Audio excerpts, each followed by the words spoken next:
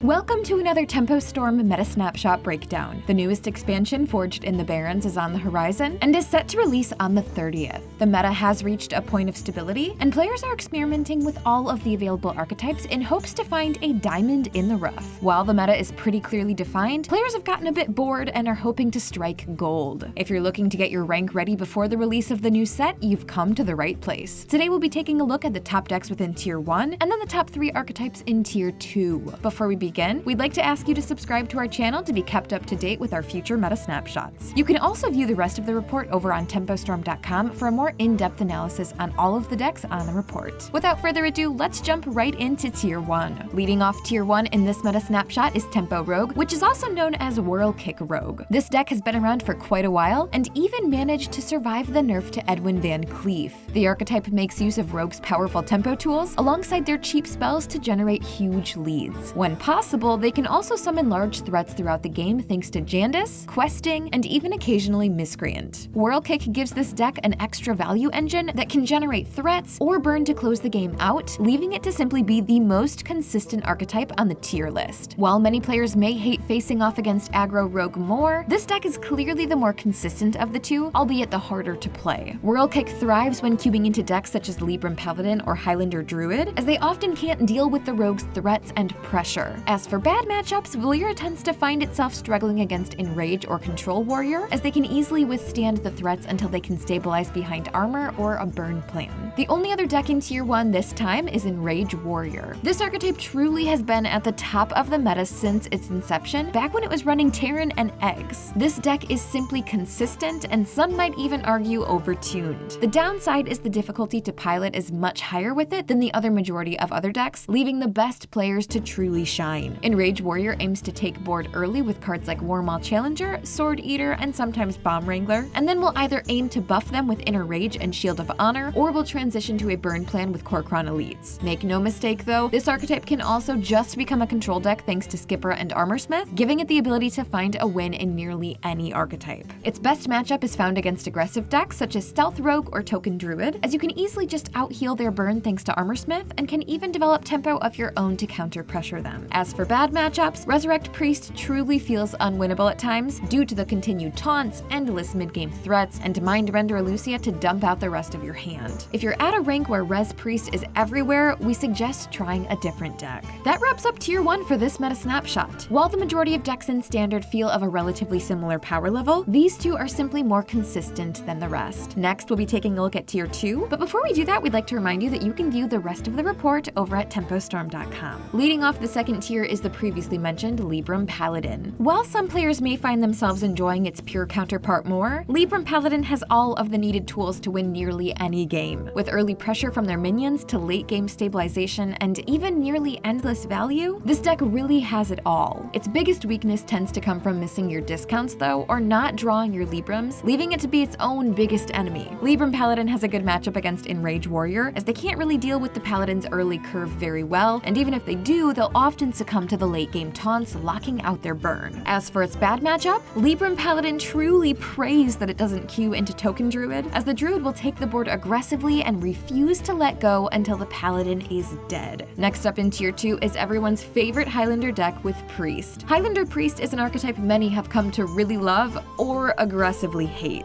If this is your type of deck, you'll find yourself controlling the board using spells and a few early minions, and generating nearly every answer you could ask for in the late game through a plethora of different means. Highlander Priest is a deck often discussed, partly due to how random it is, and largely thanks to Elucia leaving a sour taste in the mouths of many. Regardless of all of that though, the deck is good and can bring you a solid climb if you put the time in to learn the deck. This Priest deck has a good matchup spread against slower decks, with Control ETC Warrior being its best. In all honesty, this matchup feels horrendous to play from the Warrior side, and you often can't dictate the outcome due to Plague of Death and Mind Render Elucia answering both of your win conditions. Highlander Priest tends to struggle against some of the more aggressive decks on ladder, with Stealth Rogue being the biggest offender. The last deck that we'll be taking a look at today in this meta snapshot breakdown is everyone's favorite, Stealth Rogue. This deck has sparked a lot of controversy, leaving many surprised by the fact that it hasn't been nerfed yet. By no means is it the best deck in the game, but it can leave its opponents feeling horrible as its perfect draws are simply unbeatable, and its bad draws are still pretty okay. The game also ends relatively quickly, sometimes leaving players to feel like they didn't have any agency over the course of the game. Stealth Rogue takes advantage of the greedier decks on ladder, with its main prey being Highlander Priest, as we mentioned before. The Priest can't really interact with the Rogue much, and relies on a pretty insane draw to find a win. The deck isn't unbeatable though, and warrior decks with a lot of armor gain will abuse the Rogue players on ladder by quickly gaining more armor than they can burn through. And that wraps up our final meta snapshot breakdown for the Darkmoon Faire meta. While the expansion still has about a week left, the meta will be seeing a pretty substantial shift with the upcoming nerf reverts, as well as the expansion following a few days later, coupled with rotation. The game is in for a huge shakeup, and we here at Tempo truly can't wait to see where Forged in the Barrens brings us. If you've enjoyed this look into the meta, please be sure to subscribe to the channel to be kept up to date with all of our Hearthstone content. We'll see you all next time.